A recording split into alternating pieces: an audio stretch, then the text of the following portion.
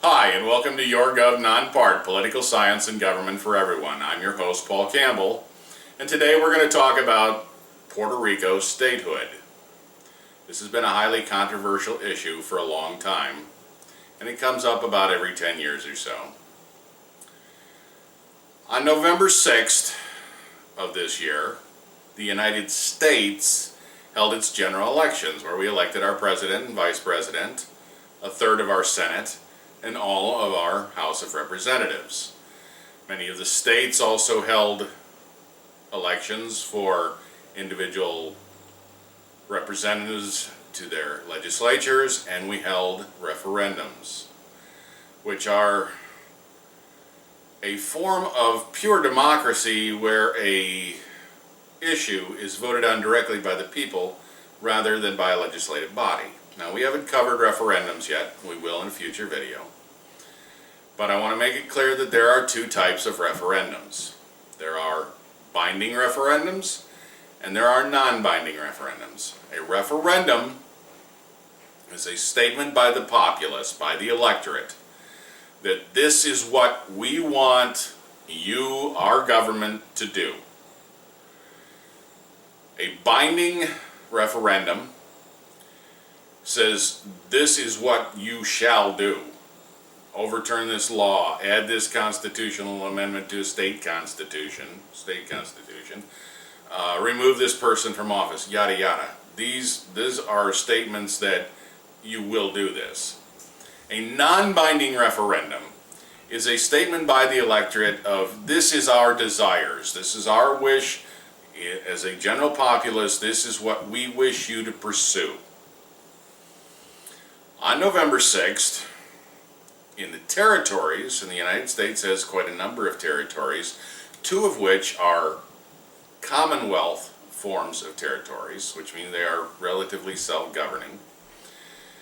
In the Commonwealth territory of Puerto Rico, they elected their territorial governor, and they held a referendum on statehood. For the first time, the referendum passed. Now, this didn't receive much press on the mainland in the United States.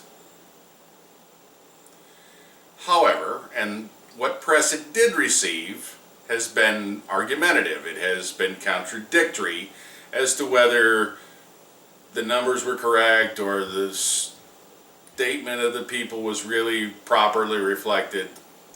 And these are opinions in journalistic publications.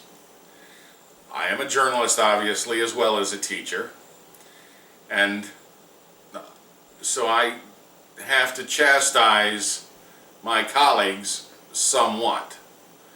First of all, the math is what the math is. If the numbers say the majority of people voted for it, then the majority of the people voted for it. You don't try and go back and interpret what the numbers say. The numbers say what they say. If it passed, it passed. And it is non-binding, so it merely is a statement by the populace of Puerto Rico saying to their Commonwealth government, we would like you to pursue having the United States Federal Congress admit us as a state.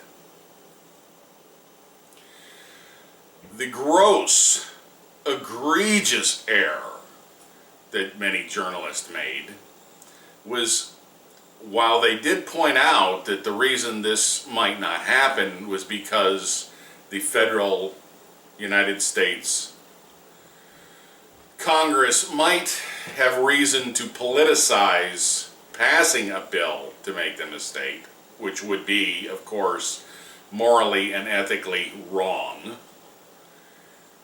They made the egregious error of saying that, okay, if Puerto Rico becomes a state, they get 2 senators because every state's allowed a senator, and they would be, under the Constitution, allowed 1 representative because every state is required to get at least 1 representative.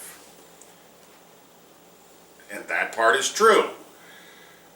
But apparently in J school you aren't required to take basic mathematics. And if you had, you would know that the Huntington-Hill formula is what we use in the United States for the apportionment of representation in the House of Representatives.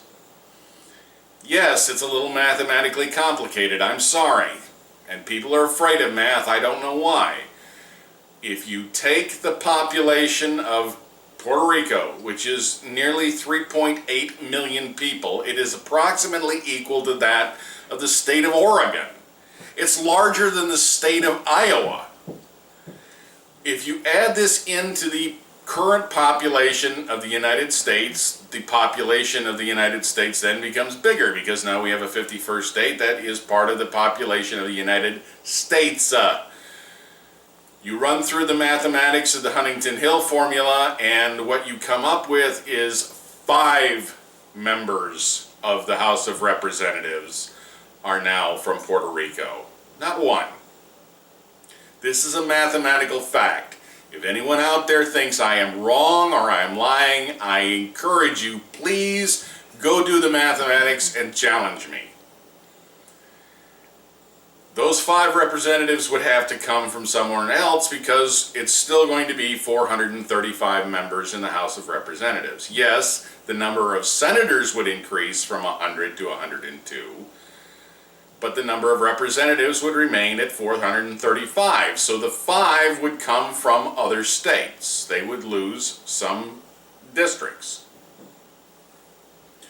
This is not a politicized issue. This is something that the United States Census Bureau would do. They'd go, okay, these are the new numbers of the population of the United States. This is how many states we have.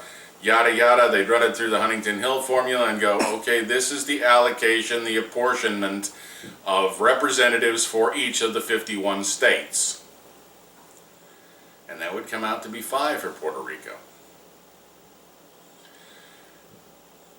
This has received contradictory statements in the press because, like anything that is politically sensitive, that is highly emotionally charged, that is provocative, you're going to read things that say absolutely the opposite.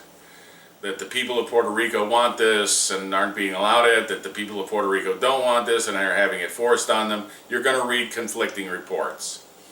I'm not here to tell you whether it's a good idea or a bad idea. I am not here to tell you if you are Puerto Rican, if you should be for or against statehood. That is your decision, and I support your decision regardless of what it is. However, that said, there have been concerns expressed by those from Puerto Rico that statehood would take away their culture, or force them to learn English, or do any number of other things. And that's not true. There's no law that forces a particular culture on or precludes a particular culture from any state or group of individuals within a state. We live in a plural society. A plural society is that which accepts many, many different ideas, different religions, different cultures. If you haven't already seen the episode on pluralism, I encourage you to go out after this one is over and watch it, so it explains that it's about acceptance. It's not about tolerance. We don't tolerate things. We accept the idea that there are different cultures. The idea that we would somehow subjugate the culture of Puerto Rico because it became a state is just not going to happen. No more than that we're going to suddenly compel people in Maine to start wearing cowboy hats, or that we're going to suddenly start making people in New Mexico speak with a Bostonian accent. It is part of their heritage, they're part of their culture. There's nothing wrong with it. It is who they are. And they have that right to that culture and that way of speech. And now about language. If you go back through our videos, you will see an episode on English as the national language. Not gonna happen. There is no official language in the United States.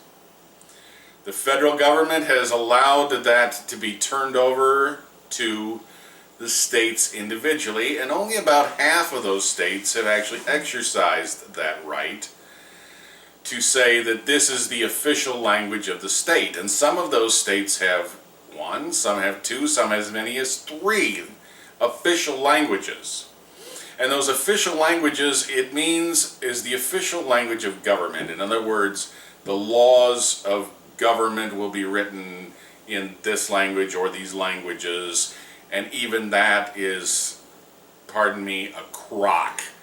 Because most of what we do in government is for, by, and about law, and a significant portion, if you will watch this video, is about law is written in Latin. Res ipsa loquitur, you are not going to be compelled to learn English. Español no es mi primera lengua, pero yo conozco un poco de español because I live in a society where there is a large Hispanic population. I live in Florida where the official language is both English and Spanish. But the state has not compelled me to learn Spanish. I've learned Spanish because it's a good thing to know how to speak more than one language. I don't speak it well, but they haven't compelled me to. They haven't compelled me to learn English, for that matter. The idea that statehood for Puerto Rico would compel you to learn English is not true. I wish I could explain this to you in fluent Spanish. Desafortunadamente, yo no hablo español fluentemente. And I wish I could. It's not going to affect you in these ways. But Puerto Ricans from the island of Puerto Rico, and more than half of Puerto Ricans live actually in the mainland United States, but there are approximately 3.8 million people who live on the island of Puerto Rico. Roughly that equal to the state of Oregon. More than live in the bloody state of Iowa. These are citizens of the United States. They are our brothers, our sisters. They are our countrymen. If they choose to apply for statehood,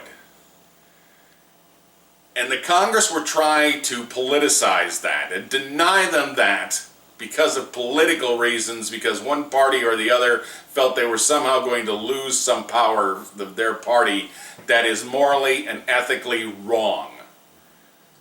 If the people choose not to apply for statehood, that's fine. If they choose to apply for statehood, they should be granted it. They are our countrymen. They are entitled to the same rights as everyone else. They are citizens of the United States, and to treat them otherwise is just wrong. In future episodes, we will go into maybe greater detail on what exactly constitutes a referendum and whether they're binding or non-binding and how those affect the outcome. But for now, I hope you understand that this was a non-binding resolution passed during the election of the Puerto Rican governor, and the people have spoken, and the Congress needs now to act. I want to thank you for joining us for this installment of Your Gov Non-Part and our issue on Puerto Rican statehood. We encourage you to pick subscribe and join us for future episodes. You can always find us on Facebook. You can get instant updates to your cellular phone with the free mobile app on MoTube, linked below. If you have questions or comments, please leave them in the comments section below, and I will try to answer them as best as I can, as quickly as I can. We would like to thank you for joining us, and as always, thank you for watching.